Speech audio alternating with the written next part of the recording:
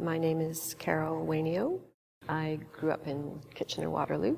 Old Masters is a show that draws together a number of mostly large-scale paintings from the past 2.5 years, which use a variety of sources from art history, from vernacular kinds of visual history, to explore issues around culture and the kinds of stories we tell ourselves in the past and the kinds of stories we tell ourselves now.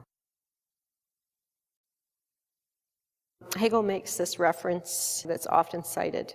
The Owl of Minerva takes flight only as dusk begins to fall. And through this reference, he suggests that any understanding of any historical time period or epoch is gained only in hindsight, that we really can't understand things very well when we're in the midst of them. He also suggests that it's not possible to recreate the past, only at best to understand it.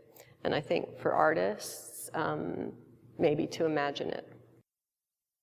A lot of the work in the past decade or so involved my doing research in the illustrations of early fairy tales, sort of pursuing them back as far as I could in terms of trying to find the sort of original illustrations and see how the methods of illustration of these stories changed, how they were duplicated, how they were reproduced in various ways. And this came out of the experience of reading those things to my children at the time, and the sort of evocation of periods in history that fairy tales engender, and also in the act of reading to children, which is a very repetitive practice. And the act of reading repetitively is something which suggests a historical period that we probably find very difficult to imagine, which is a time at which images were rare and scarce and extremely powerful for societies that didn't have access to much in the way of representations,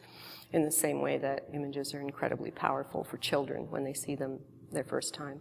And the repetitive act of reading is also something that has a historical quality to it, in that it echoes a time period when reading was done in a ritualized and repetitive manner, when there were very few books and you would read them over and over again at the same time of day, in the same way that you do with children when you're reading stories to them, bedtime stories, nap time.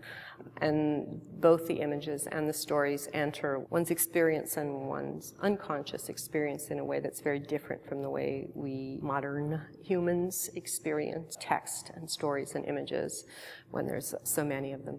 I was interested in both the qualities of that reading in terms of how that evoked a period in history, and also in the stories themselves, which were set in a particular period in history and which evoked that period in history, a period where social change was not possible. And thus, fairy tales presented imagined transformations, imagined social transformations. The story Puss in Boots figured very prominently in my research. It's one of those stories of kind of transformation through objects or representations, trying to trace back the origins of the illustrations and see how they were very closely copied from one another, and then later how they changed in other ways and became stories which were used for advertising purposes. This one little sort of metaphor of social transformation through magical acquisition of certain kinds of objects or clothing in one historical period became the means for marketing smaller changes in social status for early consumers in the 19th century.